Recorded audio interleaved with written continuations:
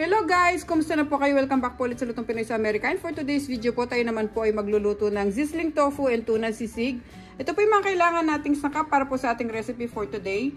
Meron po tayo dyang soy sauce, black brown pepper, oyster sauce, calamansi juice, grated ginger, garlic, onion, red bell pepper. Tapos meron po tayo ditong jalapeno pepper. Pero optional lang po ito guys. Papakita ko lang po sa inyo kung ano po itsura niya. Mexican chili po ito. Ito po yung gagamitin ko kasi maanghang din naman po yan. Tapos siniwa ko lang po ng maliliit. Tapos meron po tayo dyang butter, yung ating cooking oil. Tapos ito po yung ating tuna na gagamitin. Star-kissed po yung gagamitin ko. Tapos ito po yung ating tofu. Meron po tayo dyang mayonnaise. Tapos ito po yung ating cooking oil na ipampiprito. Tapos ito po yung ating gagamiting sizzling plate. Okay guys, paki-check nyo na lang po sa description below. Lahat po naman kailangan nating sangkap. Pinilista ko po lahat doon. Sa mga bago po sa aming channel, sana po mag-subscribe kayo sa Luto Pinoy sa Amerika. Umpisahan na po natin ating pagluluto ng ating sizzling tofu and tuna sisig. Salamat po. So, buksan muna natin tong ating tofu.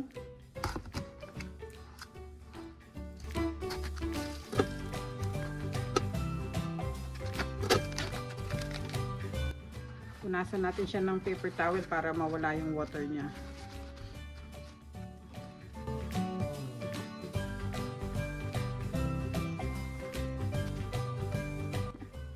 Tapos slice natin siya ng mga 1/2 inch.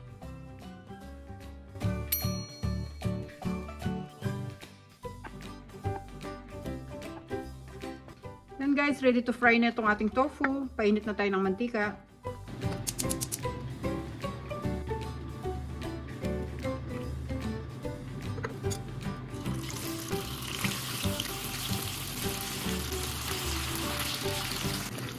Pwede na natin silang baligtarin guys kasi luto na sila sa kabila. Yan. I-golden crispy natin yung ating mga tofu.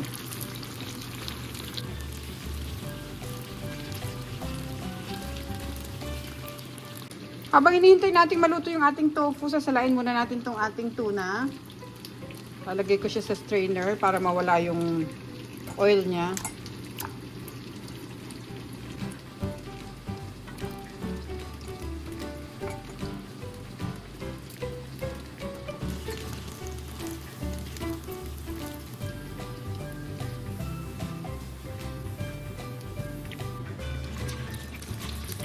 Okay, tapos na yung tofu natin.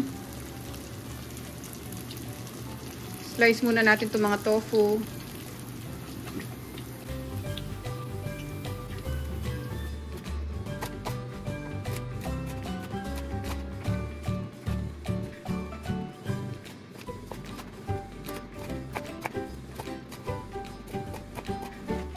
Ngayon guys, magigisa na tayo. Nagpapainit na ako dito ng kawali. Lagyan natin ng konting mantika. Mga 1 tablespoon lang. Tapos lagay natin yung ating butter habang hindi pa masyado mainit.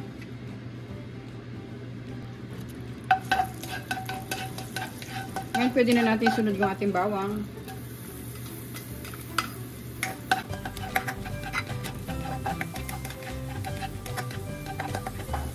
Then yung ating sibuyas.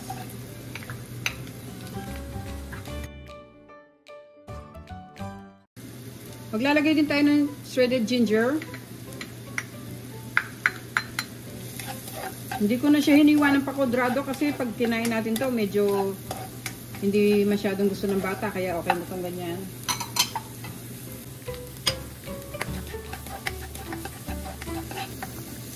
Ngayon lagay na rin yung ating red bell pepper.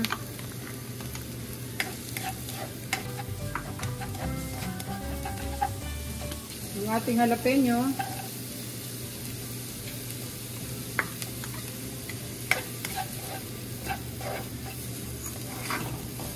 Sunod natin yung black brown pepper.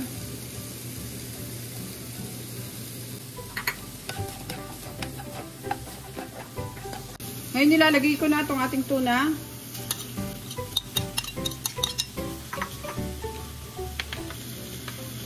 Timplahan na natin siya ng ating soy sauce.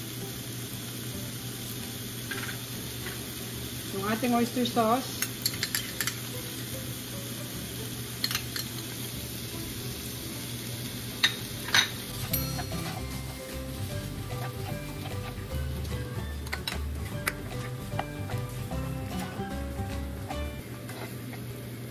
Pwede na natin ilagay yung ating calamansi juice.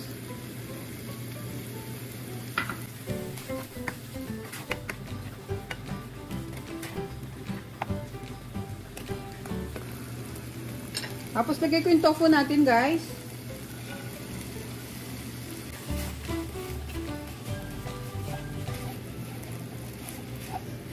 Tapos pinakahuli natin ang ilalagay dito sa ating sisig, yung ating mayonnaise.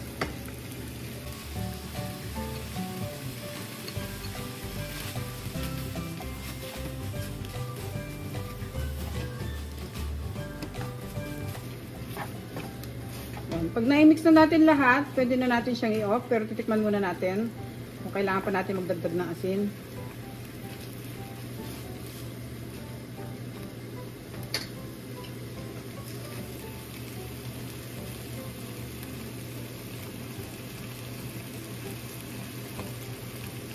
Para sa akin, okay na siya.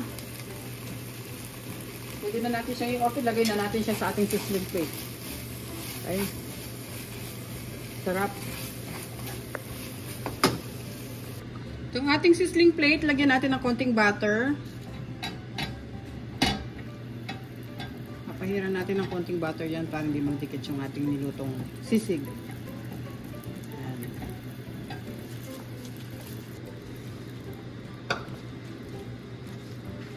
Tapos pwede na natin ilagay itong ating sisig.